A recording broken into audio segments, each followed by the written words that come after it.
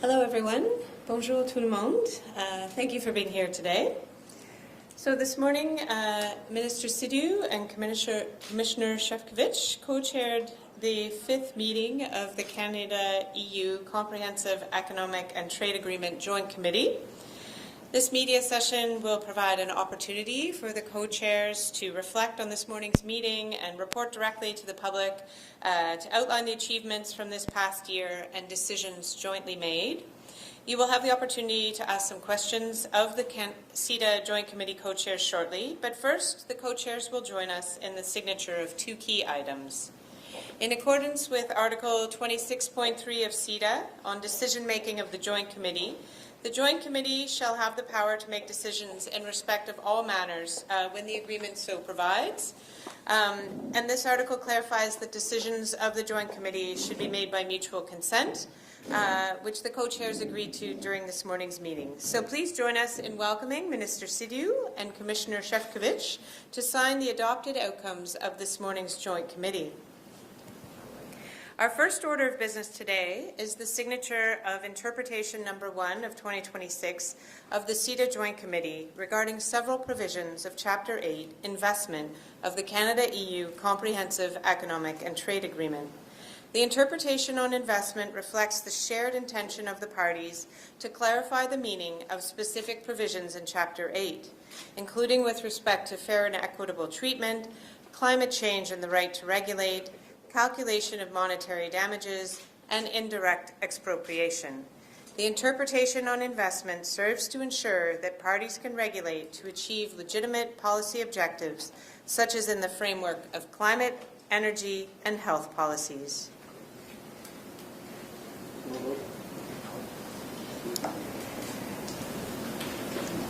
Our second order of business today is the signature of Decision Number 1 of 2026 of the CETA Joint Committee, which proposes supplemental rules establishing expedited procedure for the resolution of investment disputes, particularly for natural persons and small and medium-sized enterprises. This decision will increase the accessibility to CETA's investment dispute mechanism for individuals and SMEs, reduce costs associated with dispute resolution, and establish expedited procedures under Chapter 8 to support an inclusive approach to trade and investment, consistent with commitments in the Joint Interpretive Instrument and EU Statement Number 36. Again, I will invite the Commission. Thank you.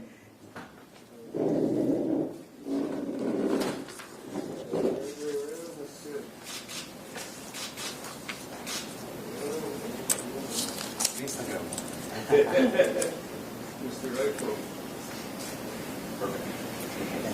Thank you. I'll now invite Minister Sidhu and Commissioner Sefcovic to the podium to offer remarks. Beginning with you, Minister Sidhu, please. Well, good afternoon, everyone. Bonjour et tous, Commissioner Sefcovic. Thank you so much for being here in Toronto and for your warm friendship. And let me start with the number, 75%. That is how much Canada's goods trade with the European Union has grown since the CETA trade agreement has come into force in 2017, almost 9 years ago. Not 7, not 17, but 75%. And trade and services close to 100% growth. And that is not a headline. That is real contracts, real exports, and real jobs for both Canadians and those in the European Union. I spent years working in the international trade business, helping businesses navigate new markets before entering politics, and I know what a trade agreement looks like when it works and when it doesn't. CETA works. 99% of EU tariff lines gone, red tape cut, 450 million European consumers open for Canadian business, and the best agreements don't stand still. They grow, they adapt, and they deliver more over time. And that is exactly what today is about. Here's what we're announcing and what it means for Canadians. First, stronger investment protections for small businesses. We are clarifying rules on fair treatment and investment protections and making it easier for small and medium-sized businesses, not just big multinationals, to access those protections and resolve disputes. Trade has to work for small business owners in Hamilton, not just boardrooms here in downtown Toronto. Second, better pharmaceutical supply chains. We are improving how Canada and the EU recognize each other's pharmaceutical inspections. Less duplications, lower costs, stronger supply chains for the medicines Canadians depend on. And third, a first for Canada and the EU. Today we are welcoming the entry into force of a new mutual recognition agreement for architects, the first of its kind under a free trade agreement between Canada and the EU. Canadian architects can work in Europe, and European architects can work here. More opportunity, more mobility, and more careers. Fourth, we are formally launching the negotiations on the Canada-EU Digital Trade Agreement. The global economy is digital, supply chains are digital, and commerce is digital. Our trade framework needs to reflect that reality. This agreement will protect data, create predictability for businesses, and ensure Canadian companies can compete on fair terms. All of this built on something bigger. Canada has a goal to double our non-U.S. exports by the tune of $300 billion over the next decade. This is not just an economic target, it is a strategy to reduce vulnerability, protect Canadian workers from shocks beyond our control, and build long-term resilience. And Europe is an important partner to build on this ambitious goal. The EU is our largest trading partner after the United States. Under CETA, our trade with Europe has grown faster than with the US, Mexico, and China combined. That tells you everything about the strength of this relationship and the opportunities still ahead. Every time I engage with our European partners, what I hear is clear. They want what Canada offers: Canadian resources, Canadian technology, Canadian talent, and Canadian values. And no country we have an agreement with and no country we're negotiating with has the combination of what Canada brings to the table. 31 priority critical minerals, 10 of NATO's 12 defense critical minerals, the materials the world needs for batteries, semiconductors, aerospace, and defense. This is not just resource extraction, this is economic security for Canada. And it is why partners across Europe, the Indo-Pacific, and beyond are deepening ties with Canada, not just in trade, but in strategic alignment. My job is to make sure those doors stay open, keep opening, and that Canadian workers and companies can walk through them. Today's announcements do exactly that. Commissioner Sefcovic, thank you for your leadership and, of course, your friendship, for coming to Toronto so we can continue building on our trade relationship. Over to you. Thank you very much, my dear friend, dear Minister Sidhu. It's always a pleasure for me to be back in Canada and also here in Toronto. I really would like to thank you for the warm welcome, and I already made this personal reference several times. I remember fondly my first diplomatic posting in Canada, where I started as a young diplomat representing a newly independent Slovakia, where my daughters started the school. So for me, it's always a pleasure to be back, and just to reflect on how this also reminds me of the fact that true partnerships endure, deliver, and grow. And this is exactly what is happening between European Union and Canada, and I really would like to thank you for this excellent overview you just presented a minute ago. Today, we both co-chaired EU-Canada Joint Committee overseeing the implementation of CETA, our free trade agreement, and I have to say that first and foremost it was positive, it was productive, and it delivered tangible results. CETA remains at the very heart of our partnership, and I totally agree with the Minister to put it plainly, CETA works. And the proof is indeed in the numbers. Some of them have been already presented by Minister Sidhu, but I just would like to highlight the fact that since CETA entered into force, our trade in goods and services dramatically surged. 76% in goods, almost 100% in services, and together we are now talking about 200 billion Canadian dollars, which is really, really very impressive results. So what I would like to say is that this is not kind of incremental growth, but this is a momentum. This is a new dynamic, and it's our common task to keep it that way. And we very much appreciate this positive trajectory, because we are living in an era of geoeconomics where trade and industrial policies increasingly shape global competition, and that was also the reality which was framing our today's discussion. My message was absolutely clear. We must preserve the privileged access we granted to each other under CETA, because this predictability is a competitive advantage worth protecting, and I think that we heard it very loud and clear also from the business stakeholders we met an hour ago. At the same time, we are also ready to take the EU-Canada partnership to the next level, notably by launching negotiations on a digital trade agreement, and I think that we heard valuable advice, suggestions, contributions from the business leaders in the sector in Canada, and I believe that they will help us to really prepare a very ambitious digital trade agreement which should make the business even faster, smoother, and even more profitable. Today, already more than 40% of our 51 billion euros or 70 billion Canadian dollars in services trade is delivered digitally, and data flows do not the data flows do not power tech companies alone. So we have to just simply realize that no modern economy runs without trusted, secure data flows, and that would be focus of our work. If the CETA was the foundation, the digital trade is clearly the next floor, and therefore we will be paying a lot of attention to this. Today we also celebrated another new, first of its kind, an agreement between EU and Canada, this time on mutual recognition agreement for architects. I mean, this is the first type of this agreement we signed with anyone. So I think we learned a lot in the process, and we are very happy about the results. And also in this case, there is no accident that Canada is our partner, because mutual recognition requires trust and confidence in each other's standards, education, checks and controls, and therefore the Canada was such a special and trusted partners for this cooperation as well. And I think that we concluded with my dear friend, the Minister, that we would intend to build on this experience and explore very similar agreements could be possible in other sectors as well.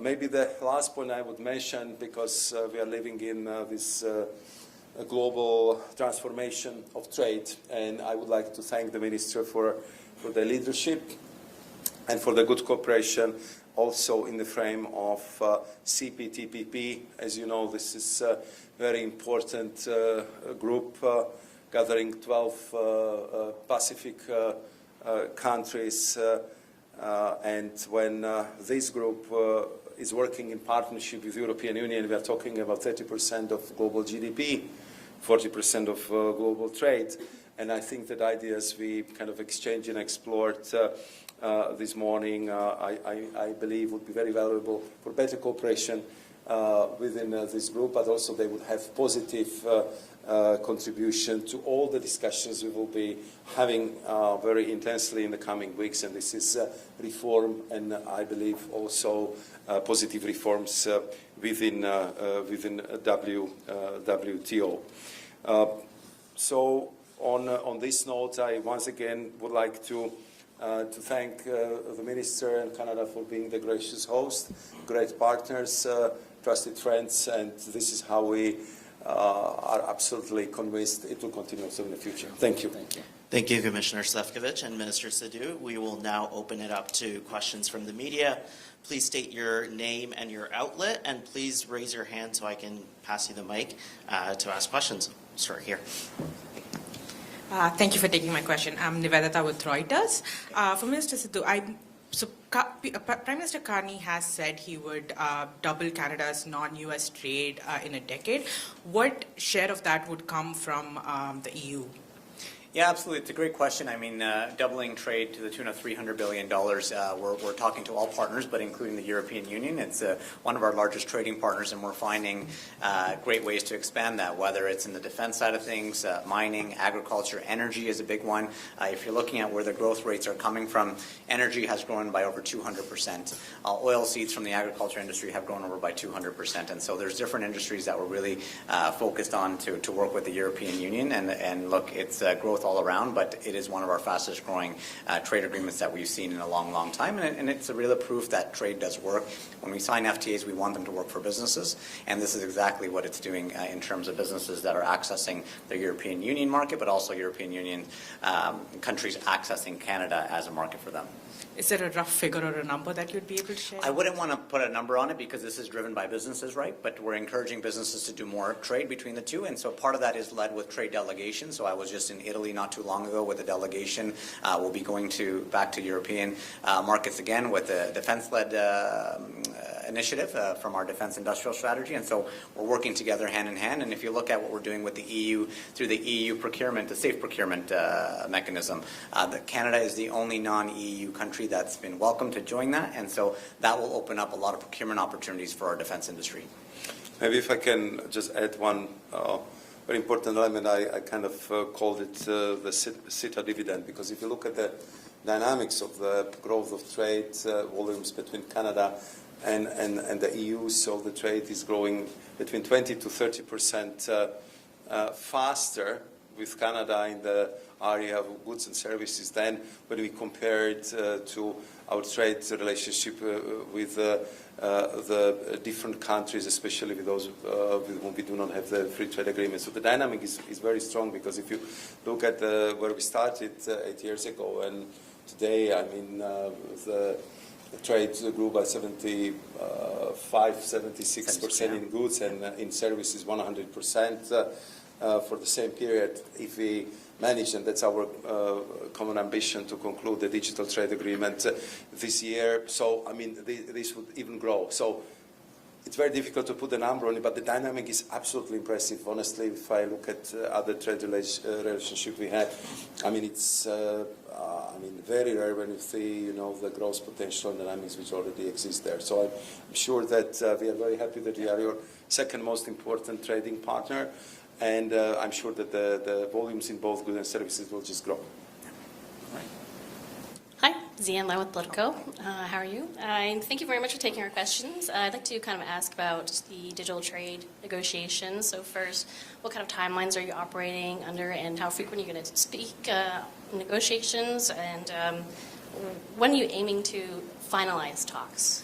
Yeah, so I mean, I can start with that. I think, look, the digital trade agreement, we just launched negotiations today. We're aiming to conclude this year. We just sat down with industry groups from Shopify to OpenText, Siemens, Nokia, to hear from industry on what they would like to see in the digital trade agreement. And many of them say the same thing on predictability, making sure that there's mutual recognition of data so they can operate in the EU, but the EU companies can also operate here in Canada. But they want predictability as well. And so digital trade, if you see which way the trend lines are going, it's going to be very important that we get it right. It's going to be Canada's first digital trade agreement, and so we're very excited to work with the European Union, and I know they've done this before with other countries, and so maybe Maros. Yeah, I mean that was also my suggestion and also request to the business leaders we've met just a while ago, that we concluded two digital trade agreements with Singapore and South Korea, and I think in both cases this was clearly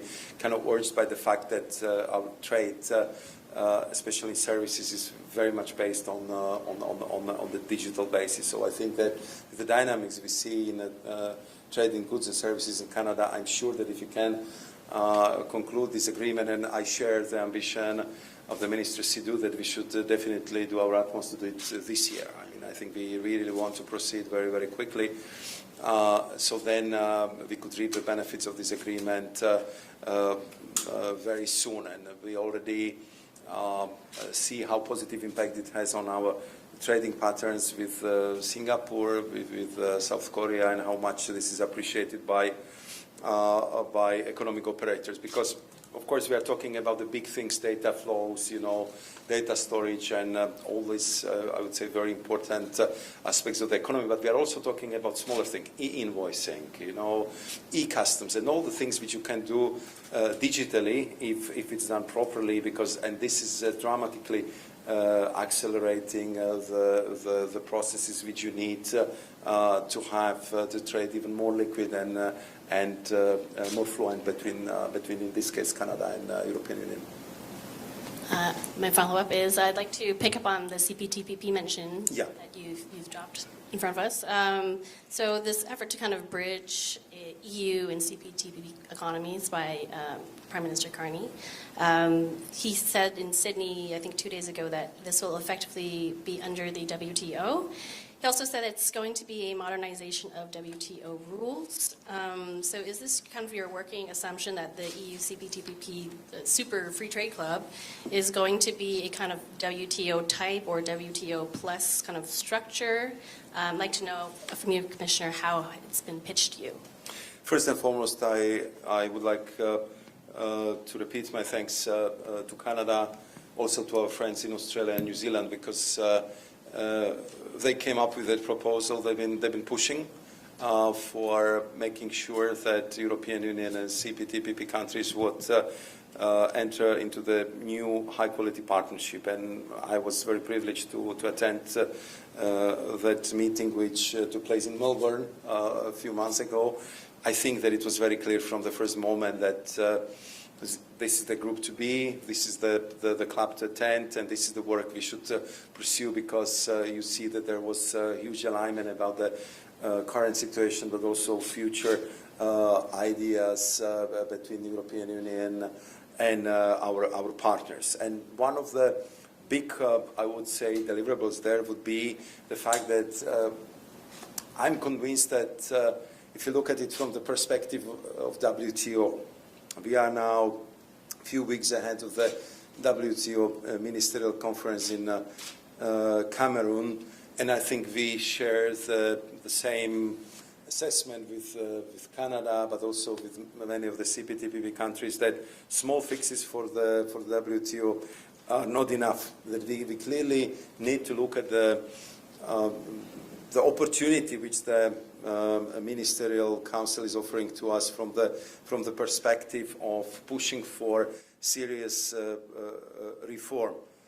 When we look at it from the retrospective of the last 30 years, we just have to conclude, and you see the evidence every day, that the global trade has dramatically transformed.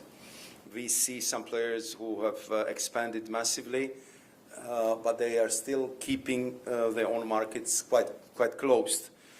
We have seen that state support has grown. We see that distortion have multiplied. We see that overcapacity has become chronic, and therefore we believe that we need certain type of reset which would actually restore predictability, which would strengthen fairness and adds flexibility to today's economy demands. We want to make sure that we would guarantee the access to open, low-tariff markets in a case when it goes hand in hand with responsibilities to ensure fair competition. And therefore, we also put on the table as a European Union, and for the consideration to our partners for CPTPP, also the questions of the balance of the rights and obligations, because we believe that it's kind of essential to restore the trust in finding this proper balance, and in that way also into the multilateral system. So these are, I would say, few of the headlines and topics we are bringing to the ministerial meeting in Cameroon, and we believe that if together, and for sure we will be coordinating before the meeting, and I'm sure in Cameroon we will be there together, just to have the tangible, real positive outcome. And we also agreed with the minister this morning that one of the key elements would be not to look at the meeting in Yaoundé as a conclusion of something. We in European Union would like to see it as a start of much more intensive process, where we would not wait another 2 years for another ministerial, but have much more hands-on approach from the let's say political leadership to kind of make sure that we will create the momentum which would bring us new, reform, efficient, good WTO, which would help the global trade, which would help respect for international norm, and which would help also in dispute settlement mechanism and all these things which are so missing today. Yeah, and if I can build on that, look, Canada's taking a leadership role to really bring the CPTPP and the EU together in a bridging capacity. I mean, we're members of both trading blocs, and so the conversation is what more can we do on investment facilitation, supply chain resiliency, but also digital trade. We're talking a lot about digital trade and what we can learn from each other. What can we bring to the table there? And so these are ongoing conversations that we're having as a co-chair alongside Vietnam. I was just in Vietnam a few weeks ago.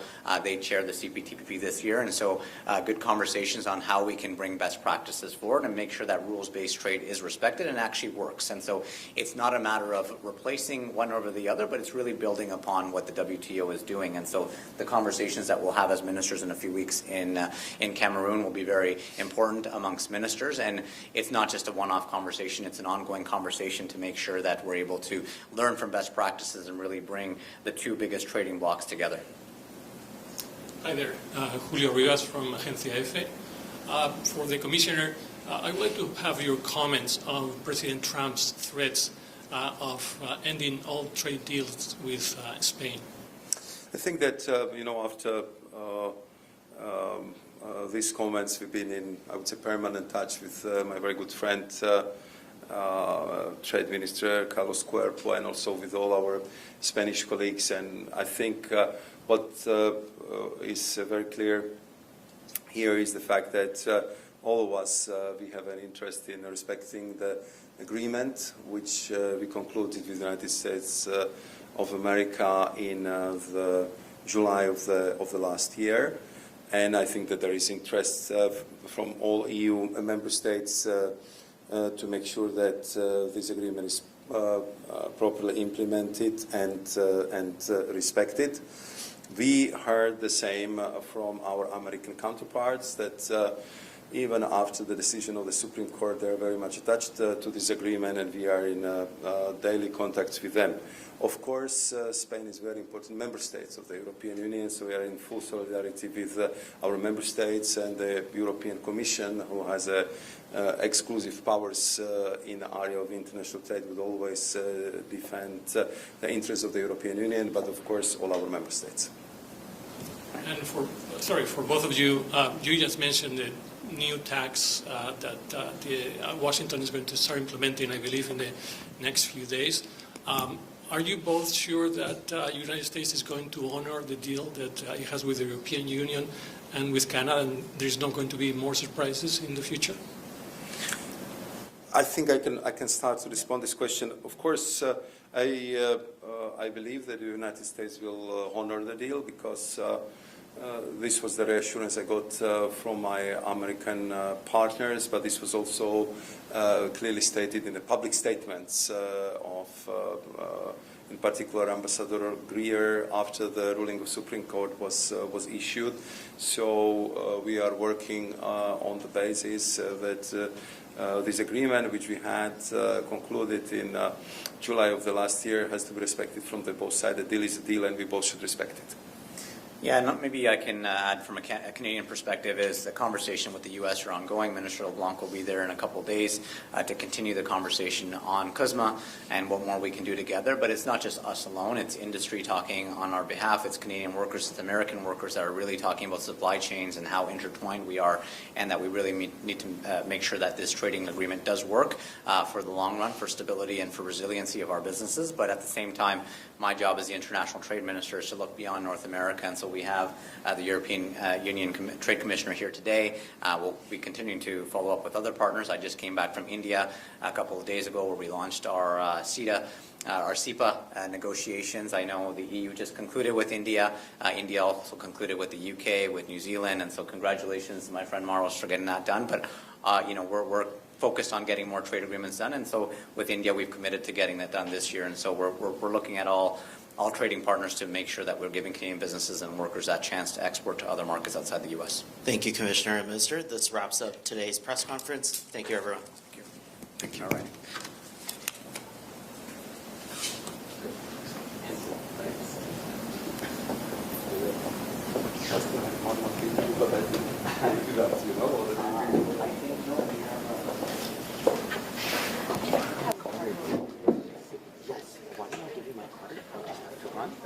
Chatting with you. No?